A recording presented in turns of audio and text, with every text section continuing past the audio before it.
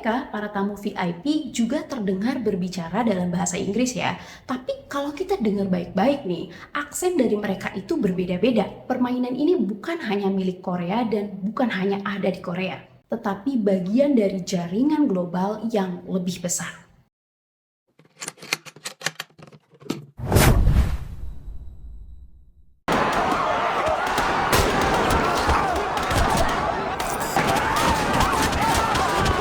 Apakah kamu sudah siap untuk babak terakhir yang paling brutal di Squid Game? Setelah 2 musim yang mengguncang dunia, para penggemar hanya punya satu pertanyaan besar.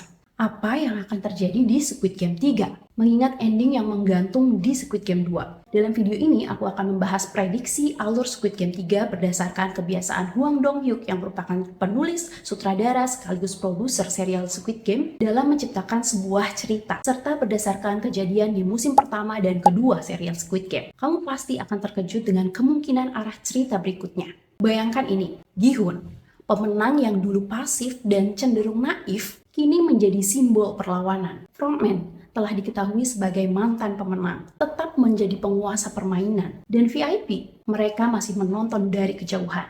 Tapi ada sesuatu yang lebih besar sedang terjadi. Sesuatu yang bahkan para pemain sendiri itu tidak sadari. Siapa sebenarnya yang menjalankan permainan ini? Dan bagaimana jika Squid Game 3 tidak hanya tentang permainan mematikan, tapi juga tentang perang besar yang ada di balik layar. Jika kita melihat pola Hwang Dong-hyuk dari beberapa karyanya, seperti Silence 2011 yang salah satu pemerannya itu adalah favorit aku banget, yaitu Gong Yoo, yang kisahnya itu diangkat dari kisah nyata, berkisah tentang pelecehan seksual di sekolah tunarungu yang ada di Korea Selatan. Lalu Miss Granny 2014, sebuah film komedi fantasi tentang seorang nenek yang kembali muda, dan Fortress 2017, film sejarah yang berfokus pada perang serta perjuangan rakyat Korea selama invasi Qing di abad ke-17. Hwang Dong-hyuk ini sering mengeksplorasi konflik moral dan kritik sosial. Bisa dibilang dia adalah penulis sekaligus sutradara yang tidak hanya ingin menghibur,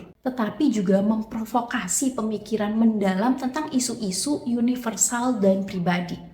Jadi, prediksi kali ini di Squid Game 3 akan fokus pada dua hal. Yang pertama, perjuangan Gi-hun untuk menghancurkan permainan itu sudah pasti ya. Dan yang kedua, pengungkapan organisasi global di balik permainan ini. Sebagaimana kita tahu, di Squid Game musim pertama, para tamu VIP itu kan datang dengan memakai topeng berbentuk karakter hewan yang berbeda-beda kan? Pastinya menurutku ini bukan sekedar estetika. Mengingat Hwang Dong-hyuk ini memang seorang penulis sekaligus sutradara yang sering sekali menyelipkan simbol-simbol tertentu yang mempunyai makna mendalam di balik karya-karyanya. Simbolisme ini bisa jadi mengindikasikan hierarki atau karakteristik tertentu dari masing-masing VIP.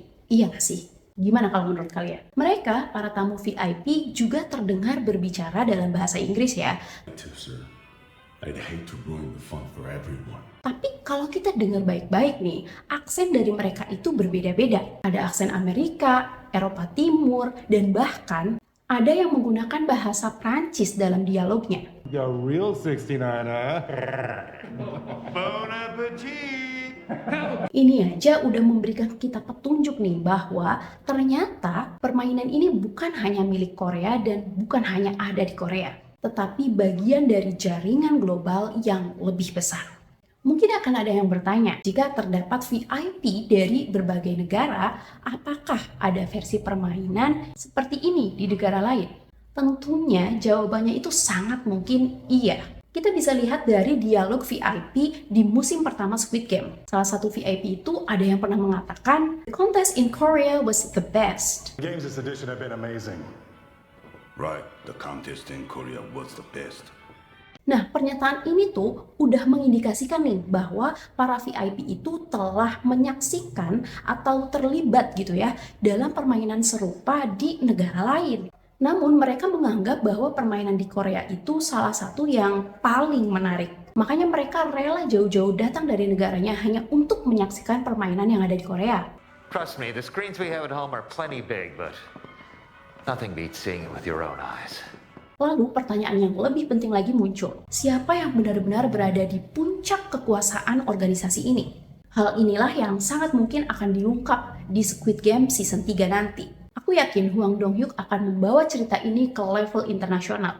Gimana menurut kalian guys? Jadi dia akan menunjukkan bagaimana kekuasaan dan uang memanipulasi orang-orang dari berbagai negara. Seperti karya-karyanya sebelumnya, dia akan menonjolkan konflik-konflik universal dan juga pribadi. Anyway, selain para VIP yang kemungkinan besar akan terungkap di Squid Game 3, ada frontman nih guys, jangan lupa ya, yang latar belakangnya itu mungkin akan lebih dieksplorasi lagi di musim ketiga nanti.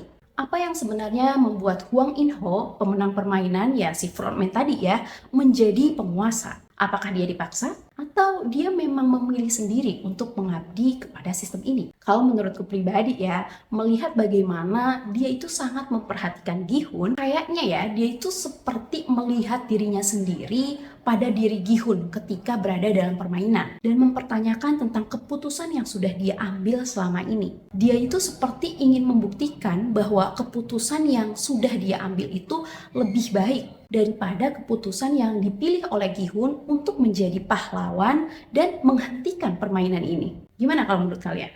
Mungkinkah posisi frontman saat ini adalah pilihan yang dia buat sendiri meskipun dengan keterpaksaan? Kita akan melihatnya di musim ketiga Squid Game. Next, kalau kita berbicara tentang permainan itu sendiri, jika kita belajar dari musim sebelumnya, permainan di musim ketiga akan lebih sadis dengan aturan baru yang mengeksploitasi kepercayaan para pemain. Mungkin akan ada kolaborasi antar peserta dari berbagai negara, membawa elemen global ke dalam permainan. Bagaimana menurut kalian? Apakah kalian punya pemikiran yang sama? Dan apakah Gi-hun akan berhasil menghancurkan permainan ini? Ataukah permainan ini terlalu besar untuk dihentikan? Coba komen di bawah ya, siapa tahu aku bisa membahasnya di video selanjutnya. Terima kasih sudah menonton, jangan lupa klik tombol subscribe dan notifikasinya agar kalian tidak ketinggalan untuk video-video aku selanjutnya. Bye!